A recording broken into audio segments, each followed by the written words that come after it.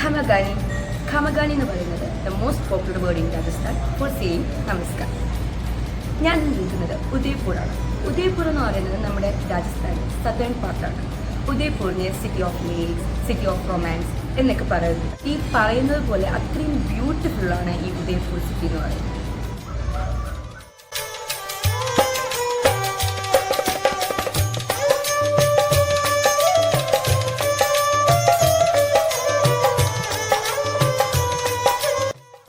പതിനഞ്ചാം നൂറ്റാണ്ടിൽ മഹാറാണ ഉദയ് സിംഗ് രണ്ടാമൻ എന്ന് പറയുന്ന രാജാവാണ് നമ്മുടെ ഈ ഉദയ്പൂർ നഗരം കൊണ്ടുവന്നതെന്നാണ് പറയപ്പെടുന്നത്. അദ്ദേഹം ഒരിക്കലിങ്ങനെ ഈ നമ്മുടെ പിച്ചോള ലേക്കിൻ്റെ അവിടെ ഇത് നമ്മൾ വേട്ടയാടാൻ പോകുന്ന ടൈമിൽ ഒരു സന്യാസിയെ കാണുകയും ആ സന്യാസി ഇവിടെ ഒരു കൊട്ടാരം നിർമ്മിക്കാൻ അദ്ദേഹത്തിനോട് പറയുകയുണ്ടായി. ആ ഇതിലാണ് അദ്ദേഹം നമ്മുടെ ഈ ഉദയ്പൂർ സിറ്റിയിൽ ഒരു കൊട്ടാരം നിർമ്മിച്ചതും അങ്ങനെയാണ് ഈ ഉദയ്പൂർ ഉണ്ടായതെന്നാണ് പറയുന്നത്.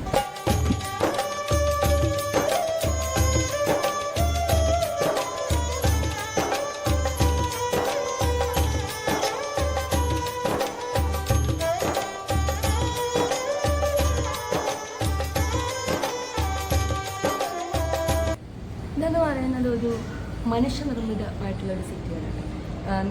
പറയും പോലെ തന്നെ നമ്മൾ ആ മനുഷ്യനിർമ്മിതം എന്ന് പറയുമ്പോഴത്തേക്കും ഒരു മനുഷ്യൻ്റെ കഴിവ് എത്രത്തോളം ഉണ്ട് എന്ന് കണ്ടറിയണമെങ്കിൽ നമ്മളിത് വന്നേ പറ്റുള്ളൂ. അത്രയും ബ്യൂട്ടിഫുള്ളായിട്ടാണ് നമ്മൾ ഈ സിറ്റി അവിടെ ഉണ്ടാക്കിയിരിക്കുന്നത്.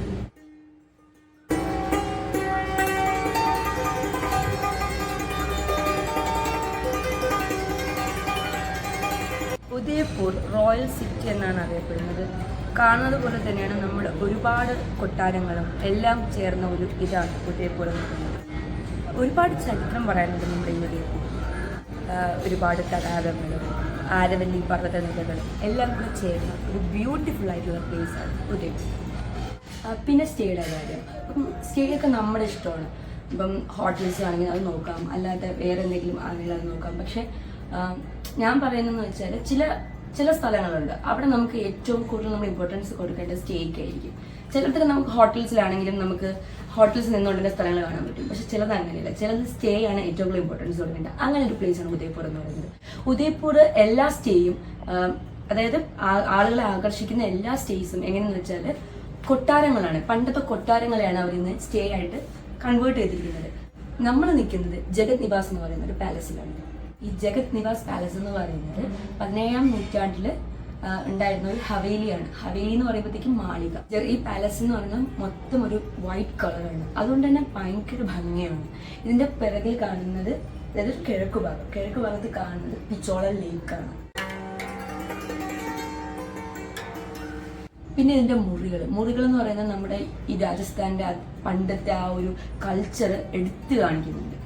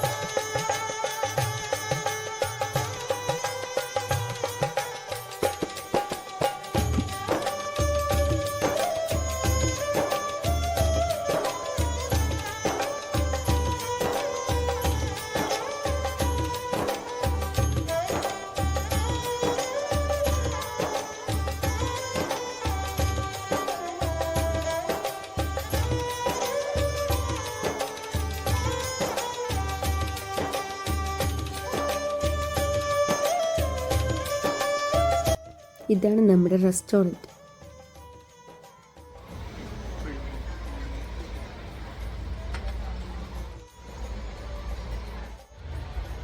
പ്ലേറ്റ് എടുത്ത് പൊക്കി വെക്കുന്ന അമ്മ.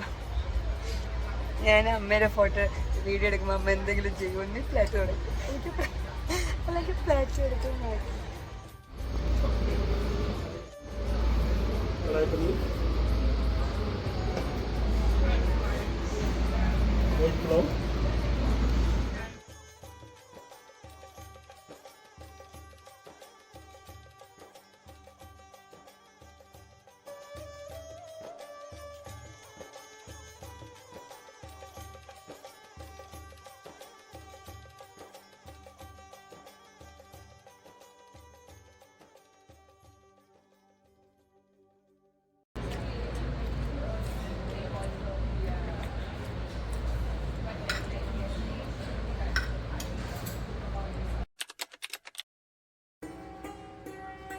ബ്രേക്ക്ഫാസ്റ്റ് ഇവിടെ ഇൻക്ലൂഡഡ് ആണ്.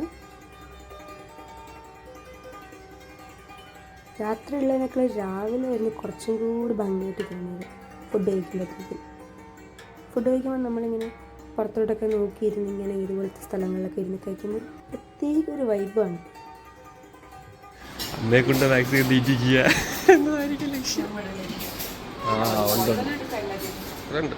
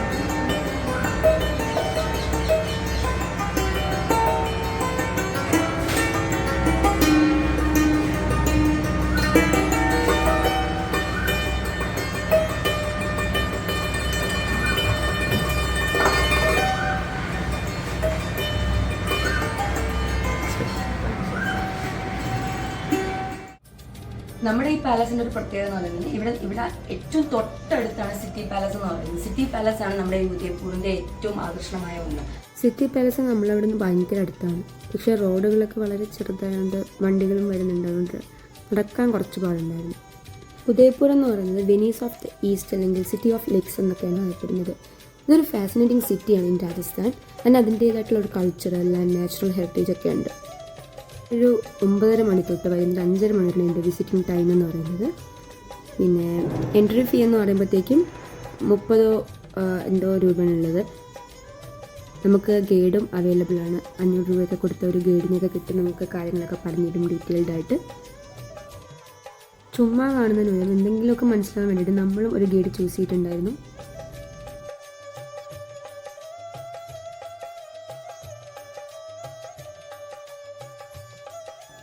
മേവാർ ആർക്കിടെക്ചറിൻ്റെയും രാജസ്ഥാനി ആൻഡ് മുഗൾ സ്റ്റൈൽസിൻ്റെ ഒരു ബ്ലെൻഡായിട്ടുള്ള ഒരു ഇതാണ് നമുക്ക് സിറ്റി പാലസിൽ കാണാൻ പറ്റുന്നത്. ഇതിൻ്റെ മെയിൻ എൻട്രൻസ് എന്ന് പറയുന്നത് ട്രിപ്പിൾ ആർച്ച്ഡ് ഗേറ്റ് ആണ്. उनको डिस्टर्ब नहीं करना। और राजा कहीं आते जाते थे, आने जाने के लिए घोड़े पे बैठने उतरने के लिए ये प्लेटफॉर्म यूज़ करते हैं। 3 हाइट से बनता है और ये वाला प्लेटफॉर्म है, ये एलिफेंट पे बैठने उतरने का यहाँ से बनता है।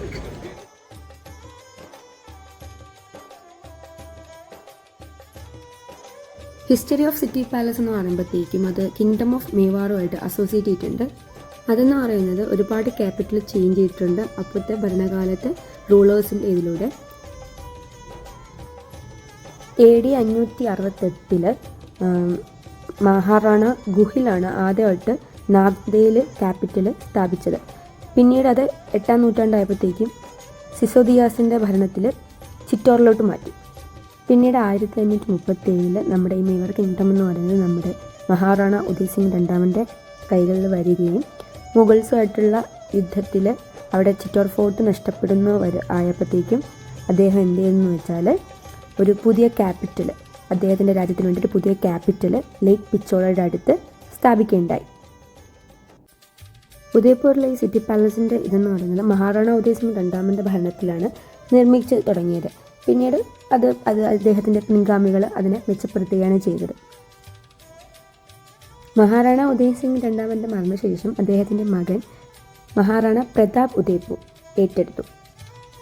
പക്ഷെ പിന്നീട് മുഗൾ ചക്രവർത്തിയായ അക്ബറിനോട് യുദ്ധം പരാജയപ്പെട്ടിട്ട് ഉദയ്പൂർ പിന്നീട് മുഗൾമാരുടെ ഭരണത്തിന് കീഴിലാവുകയാണ് ചെയ്തത്.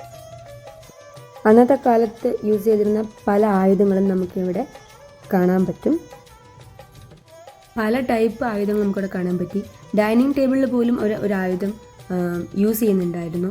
എപ്പോഴാണ് ഒരു എനിമിയുടെ അറ്റാക്ക് വരുന്നതെന്ന് പറയാൻ പറ്റാത്തതുണ്ട്.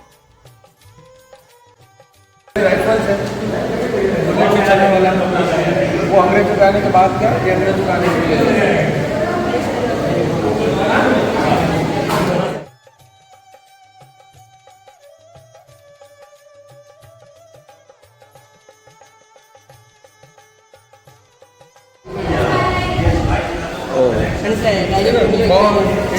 ഡൈനിങ് റൂമിൽ നമ്മൾ അതിന് പകരം നമ്മുടെ ഫോർക്കിൻ്റെ സ്പൂണിൻ്റെ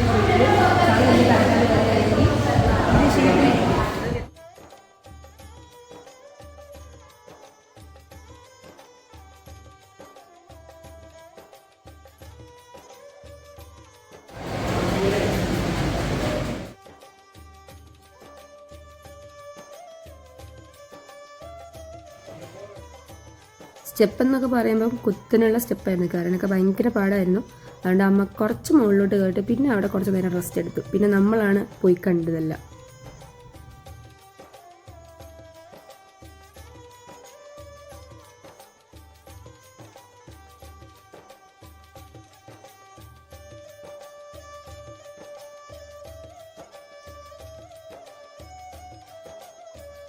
अभी भी रोज पूजा होता है ना. इन साधु का नाम था गोस्वामी प्रेमगिरी जी. ये स्टेचू देख के ऊपर चल के रुकना. अभी हम नीचे देखो, हाँ कोरोनेशन सेरेमनी होता, उसके बाद नहर आकर यहाँ बैठते थे. ऊपर जो लगा है ना चेयर, उसके बाद ये जो टब है इसको 100,000 सिल्वर कॉइन से टॉप अप कर दो.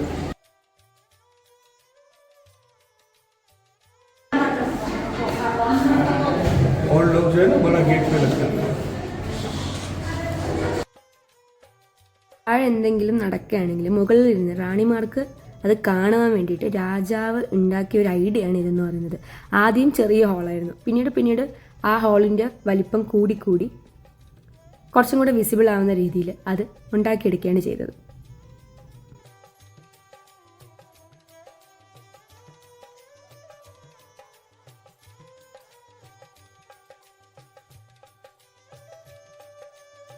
കുറച്ചുകൂടെ കഴിഞ്ഞപ്പോൾ നമ്മുടെ ജനൽ ഇത്രയൊക്കെ എത്തി.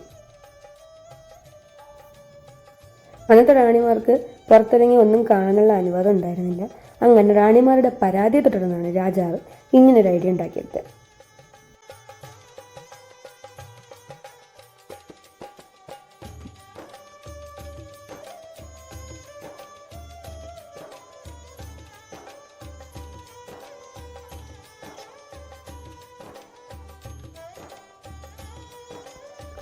ഇതെന്ന് പറയുന്നത് സ്വിമ്മിംഗ് പൂളാണ്.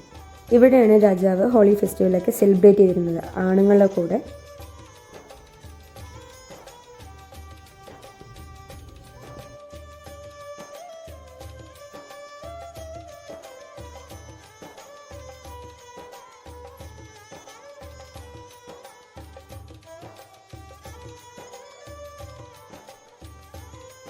ഇവിടെ എന്ന് പറയുന്നത് റോയൽ ലേഡീസ് ആയിരുന്നു സെലിബ്രേറ്റ് ചെയ്തുകൊണ്ടിരുന്നത്.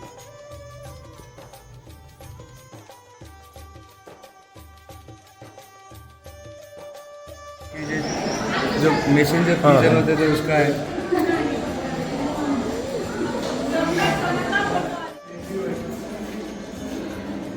पिछोला लेक है ना, जितना बिल्डिंग दिख रहा है ना, झील का किनारे पे और ये पहाड़ी पे सारा लग्जरियस होटल्स है। നമ്മളപ്പുറത്ത് നമ്മൾ കാണുന്ന ആ സ്ഥലമാണ്. ആ ഈ സ്ഥലം ഞാൻ ഇന്ന് രാവിലെ എന്തോ ചോദിച്ചത് ഫോട്ടോ എടുക്കാം. ഫോട്ടോ എടുത്തിട്ടുണ്ട്. ഞാൻ നോക്കാം ഇങ്ങനെ ഫോട്ടോ വെക്കൂ.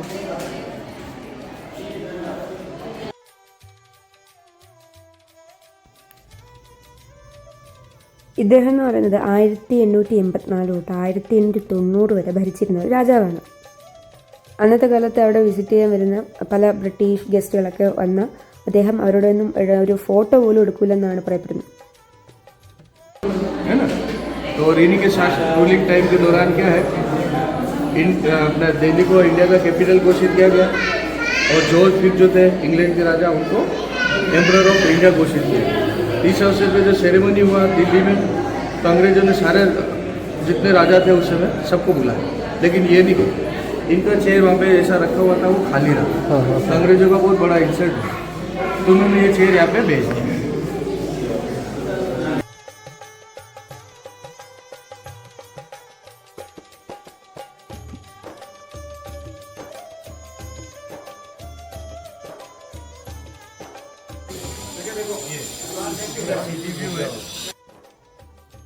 ഇതെന്ന് പറയുന്നത് നമ്മുടെ ഉദയ്പൂരിൻ്റെ മൊത്തത്തിലുള്ളൊരു സിറ്റി വ്യൂ ആണ്.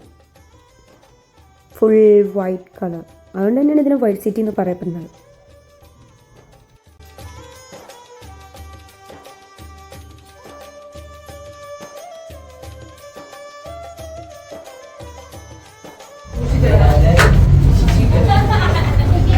അമ്മ പെട്ടു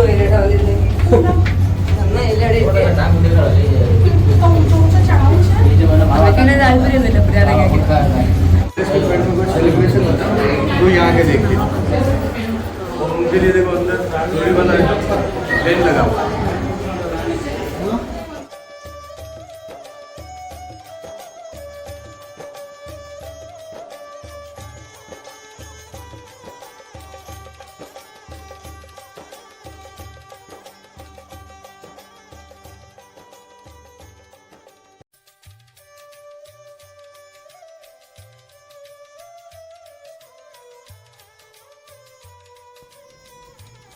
ഇതെന്ന് പറയുന്നത് പണ്ടത്തെ മുറിയാണ് കേട്ടോ, വളരെ ചെറിയ മുറിയാണ്. इंडिया ने इंडिपेंडेंस गेन कर लिया है ना, सारा मोनार्की खत्म हो गया। इनको बोलते लास्ट मिनट के लोग मेहमान। हाँ, इनको 1 टीवी का बीमारी ये प्रॉपर वॉक नहीं कर पाते, यहीं रहते थे। इधर वाला विंडो से सनराइज का दर्शन, पूजा, इधर से सनसेट। और यहाँ इनके लिए स्पेशल लिफ्ट मंगवाया 1940 में, दरवाजे के पीछे लगा 1940 बोल रहा है। अभी तो 6 to 7 million 6 to 7 million. हाँ।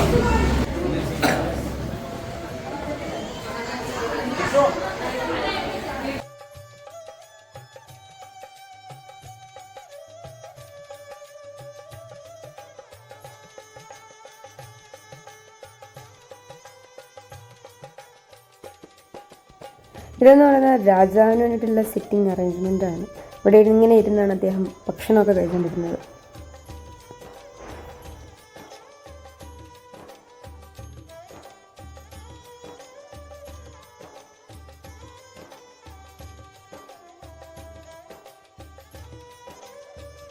ഇതെന്ന് പറയുന്നത് വെഡ്ഡിങ് സ്റ്റേജുമാണ്. ഇവിടെ വെച്ചാണ് നമ്മുടെ ഇപ്പോഴത്തെ രാജാവിൻ്റെ മകളുടെ കല്യാണം കഴിഞ്ഞത്. ഇവിടെയാണെങ്കിൽ നടന്നു കളഞ്ഞിട്ട് ഒരുപാടുണ്ട്.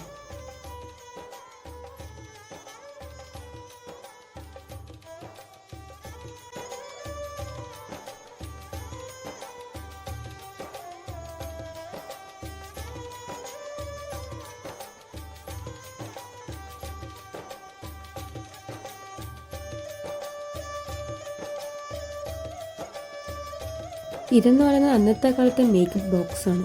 നമ്മൾ ഇന്ന് യൂസ് ചെയ്യുന്ന പല സാധനങ്ങളും അന്നേ അവർ യൂസ് ചെയ്യുന്നുണ്ട്.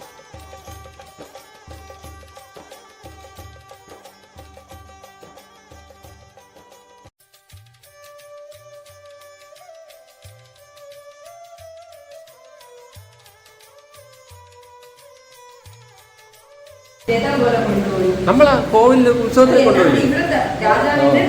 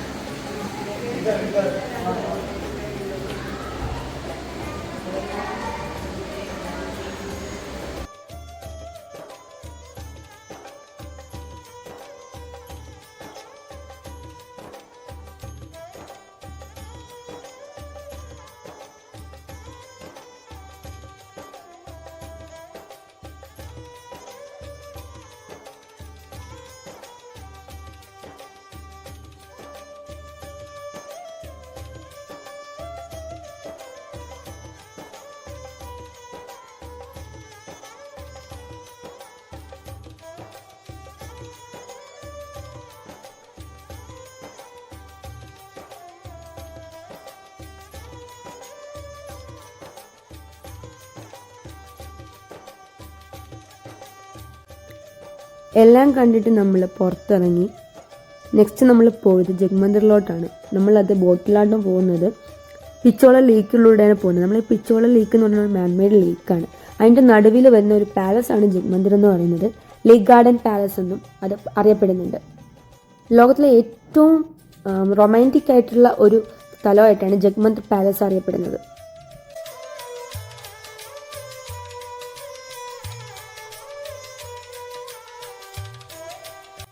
1551 നമ്മുടെ ഈ പാലസിന്റെ പണി തുടങ്ങുന്നത്. മേവാർ ഫാമിലിയിൽ വരുന്ന സിസോദിയ രജ്പുത് വിഭാഗത്തിൽപ്പെട്ട മഹാറാണ അമർ സിംഗ് ആണ് അന്ന് ഈ പാലസിന്റെ പണി തുടങ്ങി വയ്ക്കുന്നത്. പക്ഷെ അദ്ദേഹത്തിന് കംപ്ലീറ്റ് ആക്കാൻ പറ്റിയില്ല. അദ്ദേഹത്തിന് ശേഷം വന്ന മഹാറാമ കരൺ സിംഗിന് ആ പാലസിന്റെ പണി കംപ്ലീറ്റ് ആക്കാൻ പറ്റിയില്ല. അവർക്ക് രണ്ടുപേർക്കും പറ്റാതെ പോയത് പിന്നീട് അധികാരത്തിൽ വന്ന മഹാറാണ ജഗത് സിംഗ് ഒന്നാമൻ ഏറ്റെടുക്കേണ്ടായി. 1628 തൊട്ട് 1652 വരെയായിരുന്നു അദ്ദേഹത്തിന്റെ ഭരണകാലം. ആ ഒരു ഭരണകാലത്ത് നിന്നുകൊണ്ടാണ് അദ്ദേഹം ഈ ഒരു പാലസ് ഉണ്ടാക്കിയെടുത്തത്. അദ്ദേഹം കംപ്ലീറ്റ് ആക്കിയോണ്ട് അദ്ദേഹത്തിന്റെ പേരിലാണ് ഈ പാലസ് അറിയപ്പെട്ടത്. രാജകുടുംബത്തിന്റെ മിക്ക ഫംഗ്ഷൻസും ഇവിടെ വെച്ചാണ് നടത്തിയിട്ടുള്ളത്. കൂടാതെ ഇതിനെ സമ്മർ റിസോർട്ട് എന്നും പറയപ്പെടുന്നു.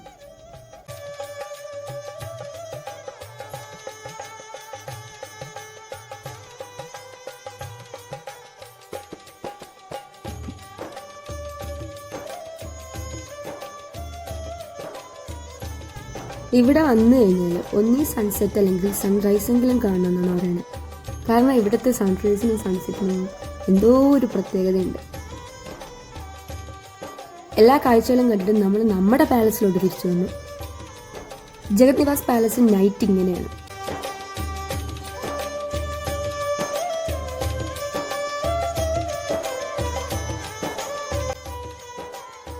ഒരു വല്ലാത്ത വൈബാണ് ഇവിടെ. ഒരു തവണയെങ്കിലും നമ്മൾ ഈ ജഗത് നിവാസ് പാലസിൽ വന്ന് താമസിക്കണം. ഭയങ്കര അടിപൊളിയാണ് കാണാൻ. കുറച്ച് കഴിഞ്ഞപ്പോഴത്തേക്കും അവിടെ ഡാൻസും കാര്യങ്ങളൊക്കെ ഉണ്ടായിരുന്നു. എല്ലാത്തിലും മൊത്തത്തിൽ നല്ലൊരു വൈബായിരുന്നു ഈ പാലസ് നൽകിയത്.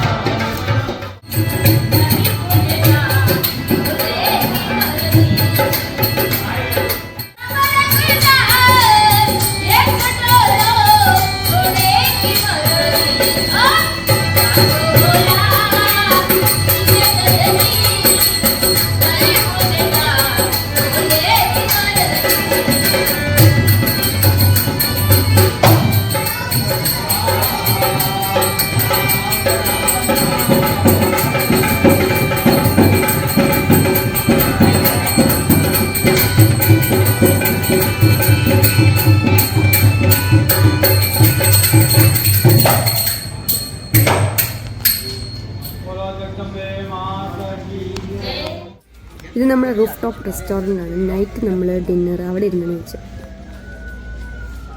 എന്ത് ഭംഗിയാണല്ലേ കാണാൻ. ലൈറ്റും ആ പിച്ചോള ലേക്കിൻ്റെ അപ്പുറത്തുള്ള ബിൽഡിങ്ങുകളും എല്ലാം മൊത്തത്തിലൊരു അടിപൊളി വൈബ്.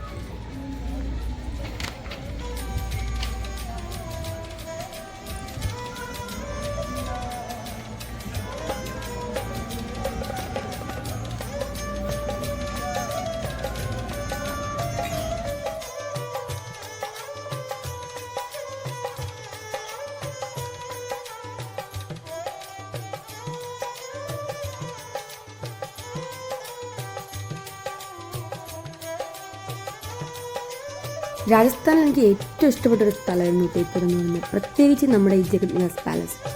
ഒരു തവണയെങ്കിലും എല്ലാവരും ഇവിടെ ഒന്ന് വിസിറ്റ് ചെയ്യണം.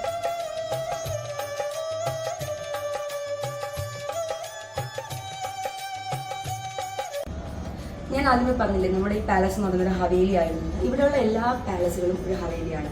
അപ്പം ഈ വഴികൾ എന്നൊക്കെ പറയുന്നത് വളരെ ചെറുതാണ്. അപ്പോഴത്തേക്കും നമുക്ക് ട്രാവൽ നമ്മുടെ കാറിലൊക്കെ വരുമ്പോഴത്തേക്കും കുറച്ചും കൂടെ ഭയങ്കര ബുദ്ധിമുട്ടായിരിക്കും. അപ്പോൾ പാർക്കിംഗ് എന്നൊക്കെ പറയുന്നത് ഒരു സ്ഥലത്ത് ചെയ്തിട്ടാണ് നമ്മുടെ ഓട്ടോയിലാണ് ഇങ്ങ് കൊണ്ടുവന്നത്. കാരണം എന്ന് വെച്ചാൽ ഭയങ്കര തിരക്കായിരിക്കും. കുറേ ബൈക്കുകളും ആളുകളും എല്ലാം ചേർന്നിട്ട് നമുക്ക് കാർ ഇങ്ങോട്ട് വരാൻ പറ്റില്ല. ഇങ്ങോട്ടെന്നല്ല, ഇവിടെയുള്ള ഒട്ടുമിക്ക പാലസുകളെല്ലാം അങ്ങനെ തന്നെയാണ്. അതിൻ്റെ പാർക്കിംഗ് എന്ന് പറഞ്ഞാൽ കുറച്ച് ഡിഫിക്കൽട്ടാണ്. ഇവിടെ എല്ലാം നമുക്ക് എല്ലാം നടന്ന് കാണേണ്ട കാഴ്ചകൾ മാത്രമേ ഉള്ളൂ. കാരണം വെച്ചാൽ അത്രയ്ക്ക് ദൂരങ്ങളോ ഒന്നുമില്ല. എല്ലാം നമുക്ക് ഇവിടെ അടുത്ത് തന്നെയാണ് കുറേ കടകളും എല്ലാ കാര്യങ്ങളും. അപ്പോൾ നമുക്ക് നടന്നു പോയി എൻജോയ് ചെയ്യാവുന്ന ഇത് മാത്രമേ ഉള്ളൂ. നമ്മുടെ പാലസിൻ്റെ അടുത്ത് തന്നെ ഒരുപാട് കടകളുണ്ട്. അത് നമുക്ക് വേറെ ഒരിടത്തും പോകേണ്ട ആവശ്യമില്ല. ഇവിടെ തന്നെ നമുക്ക് എല്ലാം വാങ്ങിക്കാവുന്നതുണ്ടായിരുന്നുള്ളൂ.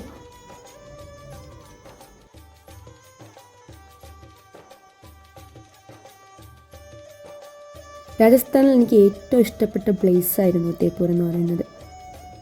ഇവിടുത്തെ വൈബ്രൻറ്റ് കൾച്ചറിനോടും ആ ഒരു ലേക്സിനോടും ഓരോ പാലസിനോടും എന്തെന്നില്ലാത്ത ഒരു ലവ് ആണ് എനിക്കുണ്ടായിരുന്നത്. ഓരോ പാലസും ആ പിച്ചോള ലേക്കും എല്ലാം ഒരു പ്യുവർ മാജിക് ആയിട്ടാണ് എനിക്ക് തോന്നുന്നത്.